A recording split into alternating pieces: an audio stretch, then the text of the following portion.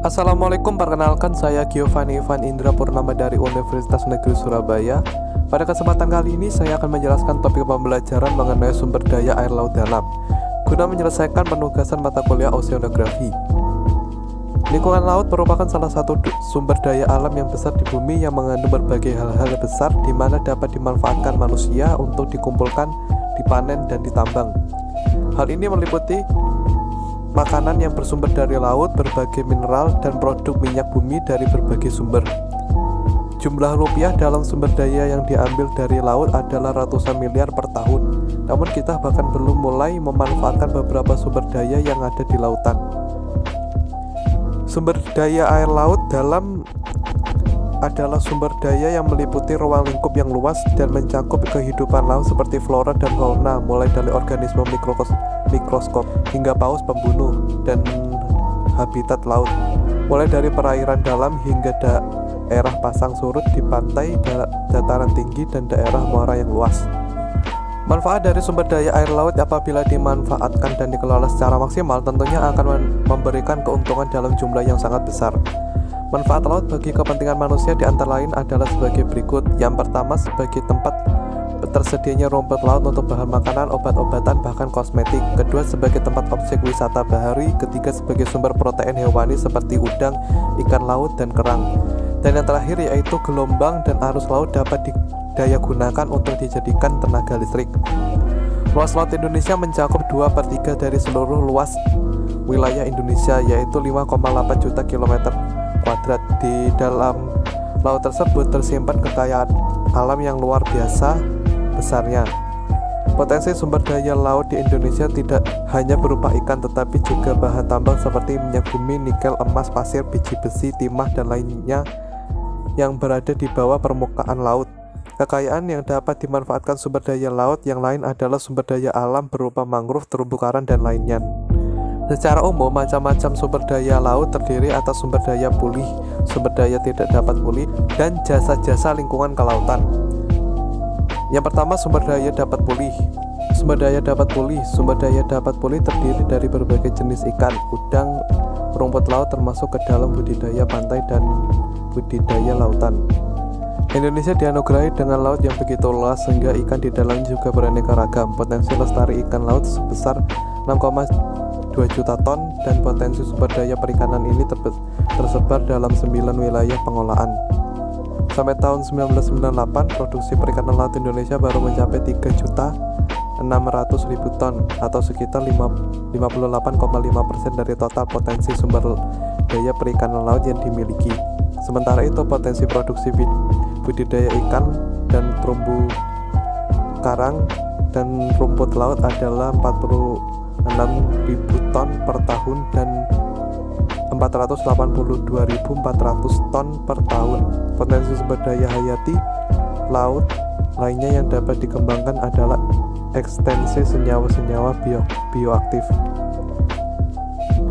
Sumber daya tidak dapat pulih meliputi mineral, bahkan tambang atau galian minyak bumi dan gas.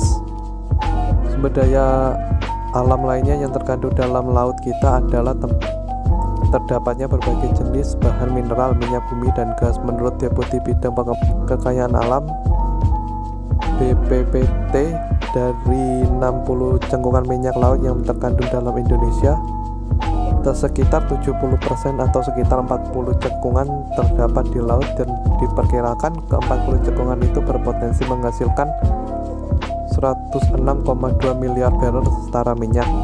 Energi non-konvensional adalah sumber daya kelautan hayati tetapi dapat diperbarui juga dan memiliki potensi dikembangkan di wilayah kawasan laut Indonesia. Sumber energi non-konvensional dari laut lainnya antara lain adalah energi yang berasal dari perbedaan pasang surut dan energi yang berasal dari gelombang. Dari hasil penelitian ini merupakan satu masukan dan pengalaman yang berguna dalam upaya Indonesia mempersiapkan sumber daya manusia dalam memanfaatkan energi non-konvensional. Ketiga, jasa-jasa lingkungan kelautan adalah pariwisata dan perhubungan laut. Potensi sumber daya kelautan ini belum banyak digarap secara optimal karena selama ini upaya kita lebih banyak terkuras untuk mengelola sumber daya yang ada di daratan dan hanya sepertiga dari luas negeri ini. Pariwisata berbasis kelautan telah menjadi salah satu produk pariwisata yang menarik di dunia internasional. Pembangunan kepariwisataan Bali pada hakikatnya adalah upaya untuk mengembangkan dan memanfaatkan objek dan daya tarik wisata bahari yang ada di lautan Indonesia. Untuk mewujudkan pemasukan devisa dari sektor pariwisata lautan Indonesia, diperlukan strategi tepat dan langkah-langkah efektif dan kreatif. Pengembangan pariwisata ini perlu didukung sarana pariwisata seperti penginapan, sarana makanan, minuman, dan tempat belanja.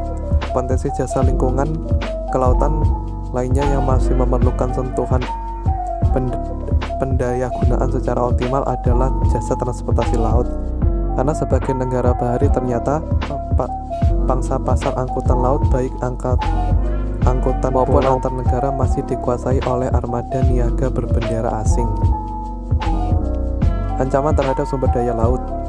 Ekosistem laut akhir-akhir ini mengalami ancaman kerusakan yang sebagian besar akibat ulah manusia. Pertumbuhan penduduk yang tinggi dan pesatnya kegiatan pembangunan di pesisir bagi berbagai kebutuhan seperti pemukiman, perikanan, dan pelabuhan menyebabkan berbagai tekanan ekologis terhadap ekosistem dan sumber daya pesisir semakin meningkat pula.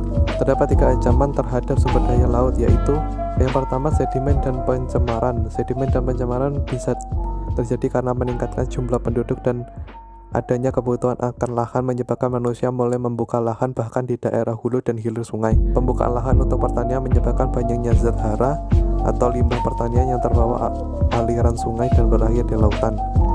Yang kedua, degradasi habitat adalah proses penurunan kualitas habitat atau tempat tinggal makhluk hidup tertentu. Contohnya adalah degradasi terumbu karang terjadi karena kebutuhan manusia untuk mengeksploitasi sumber pangan, yaitu ikan-ikan karang, seperti bangunan, produk perdagangan yaitu ikan-ikan hias, anemon, dan soft coral, dan berbagai objek wisata.